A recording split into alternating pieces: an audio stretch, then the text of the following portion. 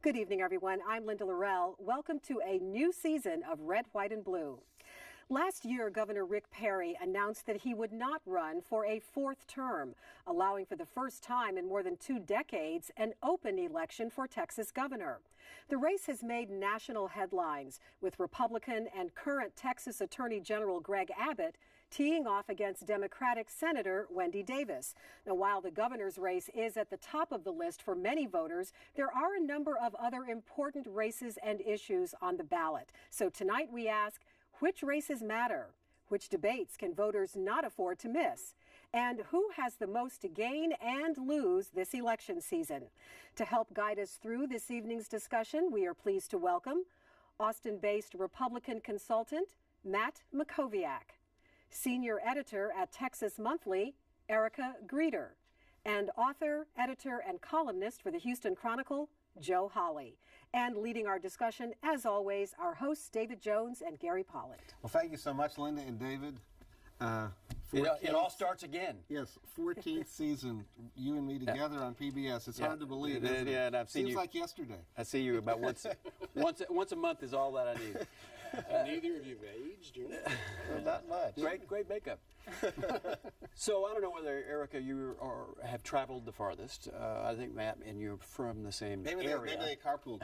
But I'll give it to you if you did. That you get to start us off. You get to start us off. What exactly is the grand old problem that you spoke of in a Texas Monthly essay not too long ago? Well, I think it's a problem that we all share some blame in, or most of us share some blame in, because with the Republican Party having won so many elections for 20 years, all the elections that matter, really, the big statewide elections, there's not really much suspense going into this general election or the ones previous to it, with the result that we're having these major offices being decided by 10%, 7% of the registered voters in the entire state. And then the candidates the Republicans get don't have to worry about the general election, they worry about the primaries, so that's why you've seen this lurch to the right on a lot of issues. So is the problem you identified in that essay a problem for Republicans, as in indicating that there could be a crack up in their future, or is it a problem for the entire state that they're running things? I think I actually called it a coming crack up in my book, which was set in 2013 when it came out, but it's not a problem in the short term. It seems like they'll probably win all the big races again this year, but at some point, yeah, it's going to be a problem. If you have a state legislature that focuses on trying to cut the budget even further when it's already cut pretty lean, if you have a state legislature trying to bring up ever more marginal sort of fringe issues, culture war issues, I mean, at some point, one would think people in Texas are going to notice, and at some point, one would think Democrats are going to get campaigns that can actually compete statewide. And I guess the question, and I'm going to ask Matt and then Joe, is then when is 93% of the voters going to matter? Because this year, as Erica said, they're not. Mm-hmm. Yeah, look, I mean, this has been the challenge for Democrats, is when can you break through and win a statewide election? If you remember, the Republican majority was built on 2 successful statewide elections in 1990 when K. Billy Hutchison was elected treasurer and Rick Perry, a former Democratic state rep, was elected agriculture commissioner. You wouldn't have had the success they had in 1994 with George W. if you didn't have those first 2 statewide victories. And so for Democrats, the challenge for them in this cycle initially was to field a full slate of candidates, which they did. But secondly, it was to find someone who can break through. And I think trying to be objective here, I think that's really the biggest problem they've had, is that because Wendy Davis has ultimately not made the governor's race competitive, you don't have another candidate who has found a way to make their race competitive, essentially to overperform Wendy Davis. And so at the end of the day, the Democrats are not going to be that much further along at the end of this election cycle. They'll have more volunteers, more data, more donors than they've had in the past. But at the end of the day, if you don't have a bench, you're not going to win governor, U.S. Senate, lieutenant governor races in the future. Joe? Joe's seen the bench, haven't you, Joe?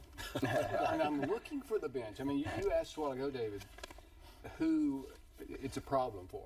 And in sort of a civics book, Texas governance perspective, it's a problem for all of us. It's not good for the state, much less the Republican Party or the Democrats, if you have just one side sort of determining the agenda. You need people competing with each other. You need ideas competing with each other.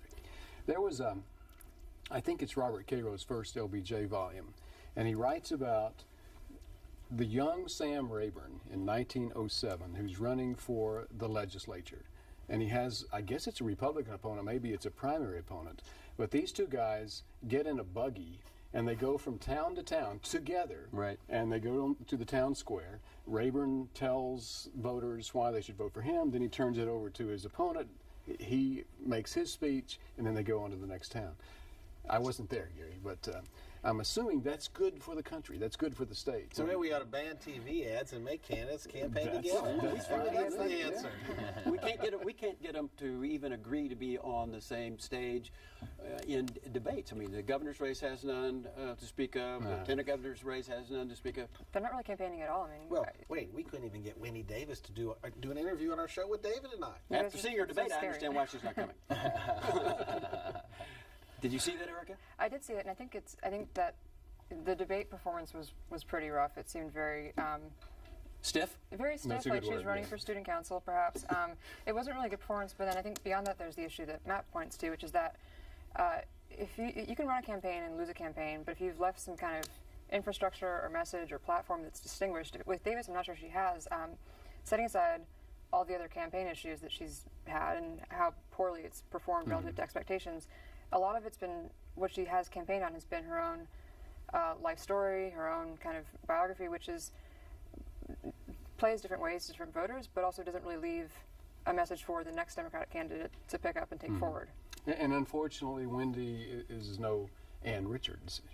She's not even Letitia Vanderpute, who's better on a personal And basis. Letitia, by the way, is going to come do the show, as is Dan Patrick. Not together, Not separate, together. back Right, to let's do back. that. We're going to take them back to back in a few weeks. Joe, your paper said that Dan Patrick was not releasing schedules, that he was not showing up at editorial boards. Maybe you've seen him. Maybe he's had an interview with you. I don't know. The last time I saw him was here at this station, I think, when he was Yeah. debating. He didn't come to the Chronicle.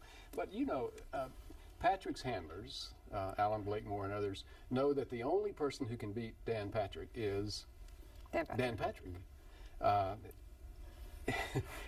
Blakemore and others also know their Texas history. They know the Clayton Williams story, who was about to defeat Ann Richards rather handily until he opened his mouth.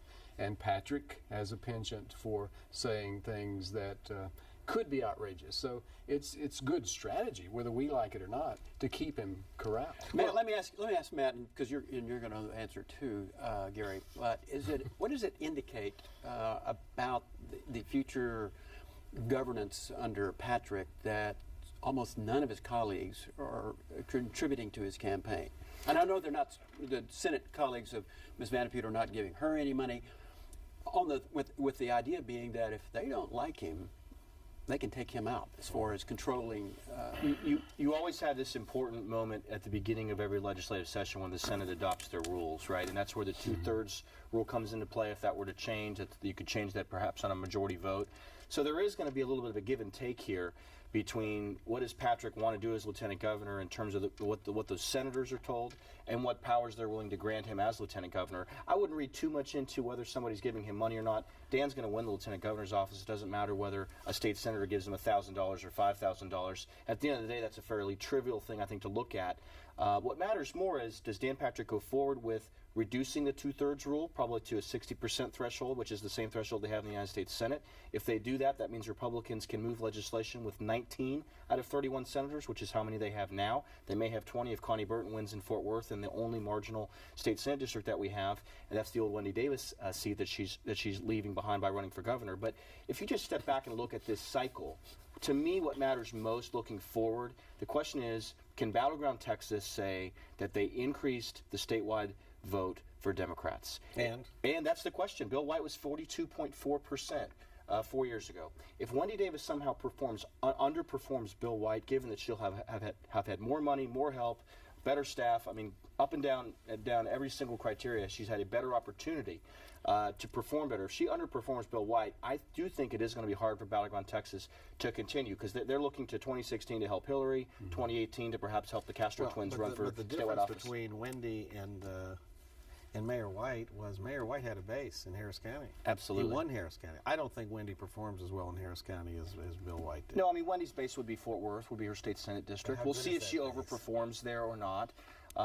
We'll have to see. But look, at the end of the day, the problem for a liberal Democrat in Texas is you have to break from the liberal Democrat narrative, right? And I can only think of two issues where she's done that. She did that on the issue of the death penalty. She's pro-death penalty. And she's done that on the issue of being in favor of open carry, which doesn't really ring true given that she's a lifetime F rating from the NRA. On any other issue, for the most part, her platform has been pretty standard Democratic fare. More spending on education, more spending on community colleges, higher education. She doesn't really admit she needs to raise taxes, but she would have to pay for these things. So she hasn't really tried to create a moderate image so that she can break away from the baggage that Obama has with a 38 or 40% approval rating. What about populists? What about everybody forgets that there are issues that appeal to people. I mean, I don't think Matt would call them all liberal, but is she into any of those? I thought the best one she had was the minimum wage issue. She was calling for the state to raise the minimum wage. I think that's a great issue because it is a progressive sounding issue. But from what I found, I think this is a good policy for Texas too. Is that it's a progressive issue that doesn't really hit off the wrong intuitions among conservative voters. I mean, it's not welfare; it's a wage. It's for work. And if there's a kind of a strong argument if you work full time, you shouldn't be living in poverty, which can be the case. If you and the other potential populist issue, maybe Wendy's people know Texas history as well, and they know, to go back to Ann Richards, that she appealed to women, moderate Republican women who maybe voted in secret, didn't tell their husbands that they were going off to vote for Ann Richards. So she was trying, and is still trying, to play the women's issue beyond just abortion rights. Yeah, but and I'm not sure that. But I think the problem there is, I think there's a concern about competence for her. But I wanted to ask Erica about Obama.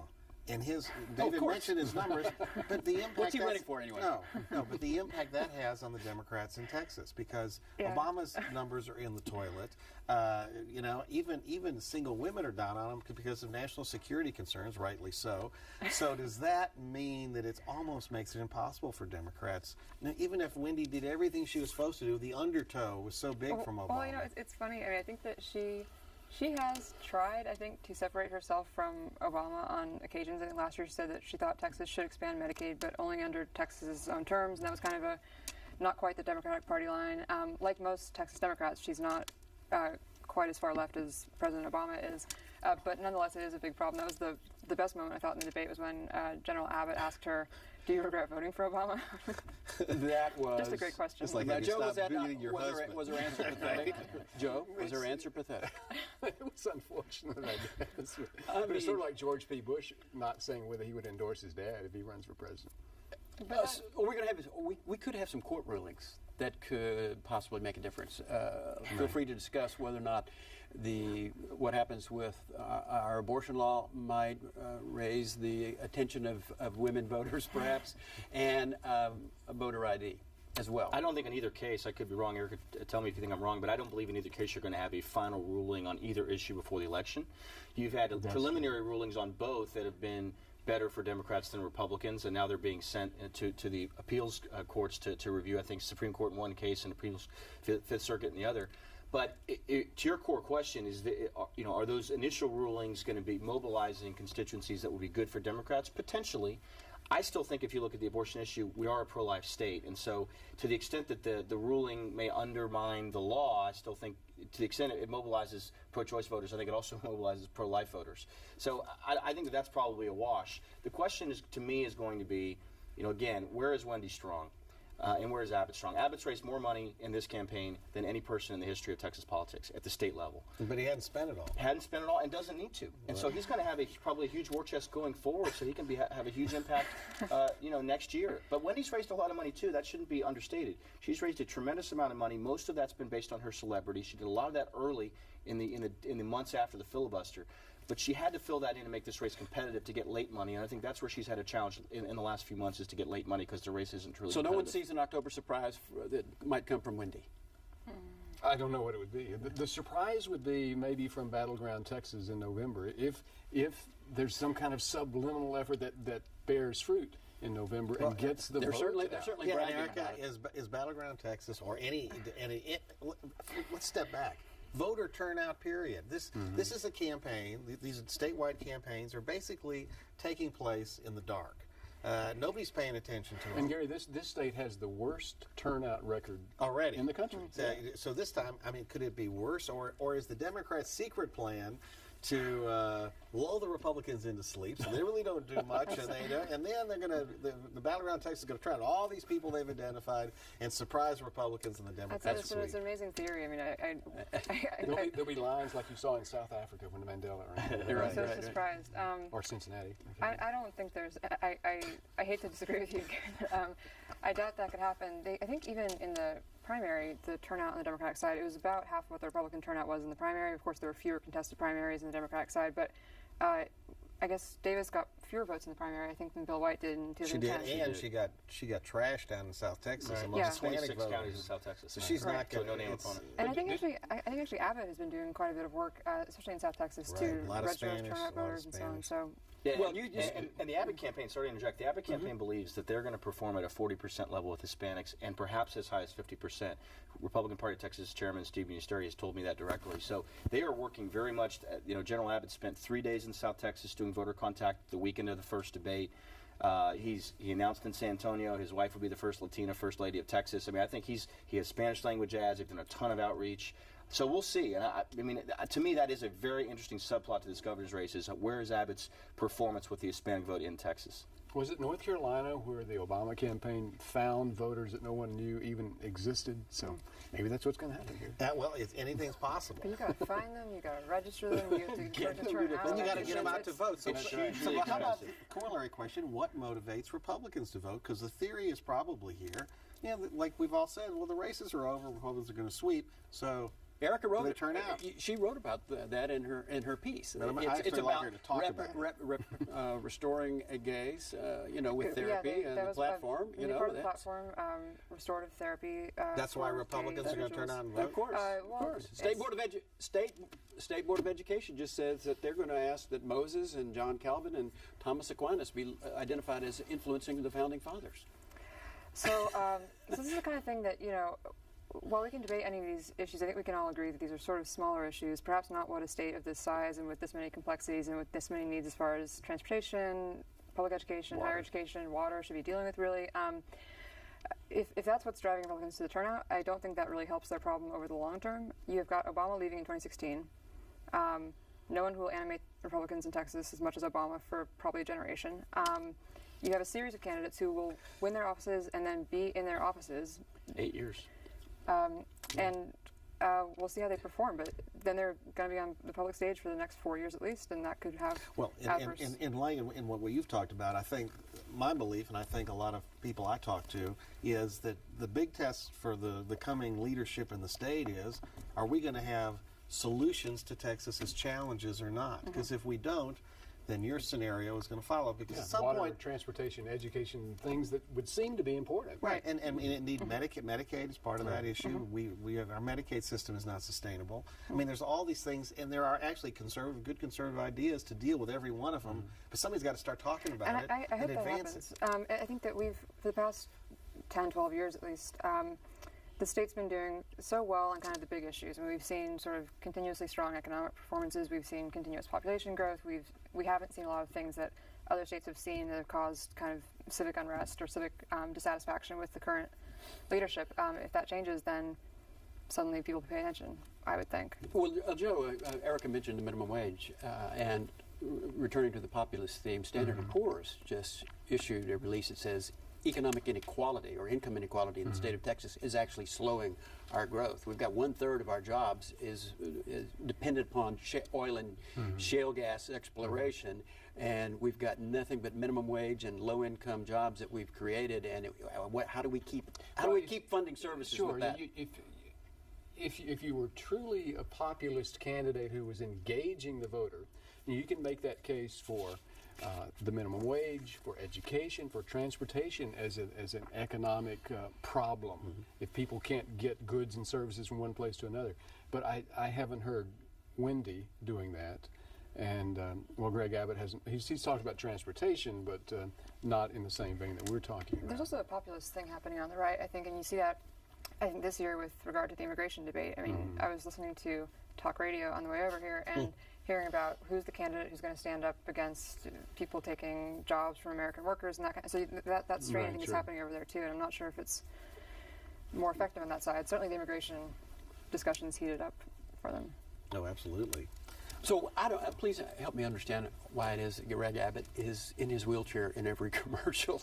I mean, what's the strategy there? I mean, I'm admirable. Maybe Matt knows. Yeah, I'm told that the Abbott team, before the race began, believed if they didn't define him as someone who clearly has overcome tremendous adversity, that the wheelchair could be seen as a weakness, right, in terms of the perception voters would have. And so I think, again, getting his bio out there, explaining how this happened, explaining how he's overcome, I think, if anything, the best ad of the entire cycle at any level statewide so far has been the ad of him in the garage, right? The "Just One More" motto that he said has really held him in good stead throughout his entire adult life, ever since he was struck down and paralyzed. So I think that's why. Is it a bit much, perhaps? Has he done that in other races? Yeah. I don't remember him doing that. It's been a long time since he's no, run. no. Honestly, I think he's only really hasn't had a competitive race. So he's in a different situation. Keep in mind, when Abbott and Davis debated for the first time, she had participated in more televised debates than he had. She had participated in 2 in the state Senate races, and he had participated only in 1, I think, in one of his attorney general races. Interesting. But he also, I mean, it's part of the Abbott persona. He comes across as personable, as one of us, and so forth. He did on the debate with Davis. He's I good. thought. All right, let's talk a little bit about national, okay? Because the same thing you've talked about, that Erica brought up about Texas races, seems to be what's going on nationally for Republicans too. I mean, we know we're all against Obama, right? But beyond that, you know, what are Republicans? What is their message nationally? I want to ask you this question. I feel like this question that you're asking us suggests you have some strong opinions about this. Well, I do. I don't think we're taking any positions. You have to take risks in politics, I believe, in order to advance what you want to do. So, is the reason we're going to elect a Republican Senate is because they'll oppose Obama, and that's it? Well, Erica answered it in her Texas Monthly essay. Them to tell us. Or anybody can answer it. She basically said, Erica said, that government has to be good for something other than target practice.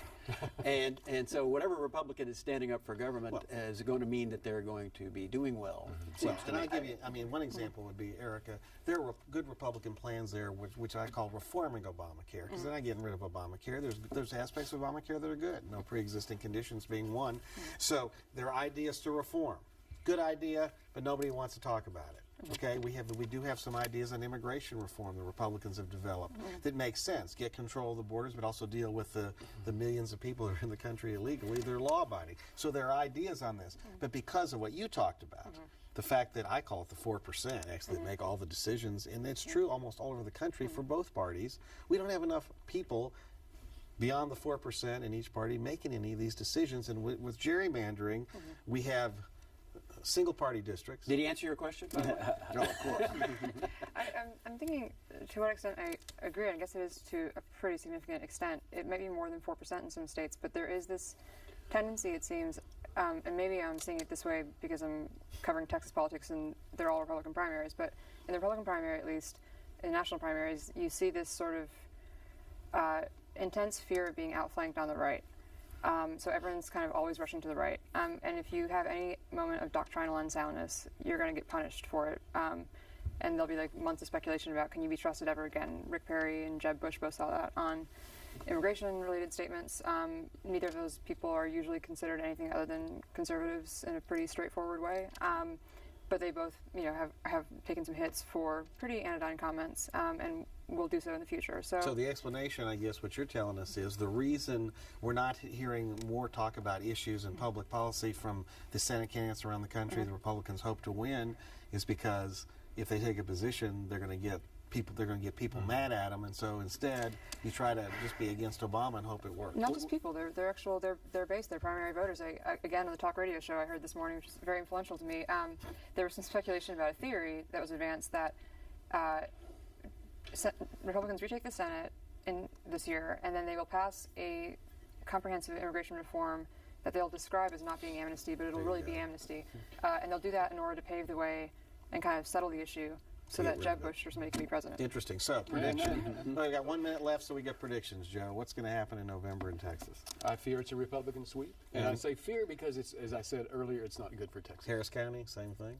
No, I don't think so. You think there would be some Democratic There will be some breakthroughs? Democrats. Matt, what's your quick answer on whether or not Rick Perry will be convicted? Convicted? I don't think so. I mean, we haven't seen the evidence. The evidence is sealed. But I think the indictment is likely to either be erased through the motion to quash that he offered, or perhaps if it goes all the way through to trial. How about your predictions for the election? In terms of the elections, look, I think Abbott wins probably by between 12 and 14 points.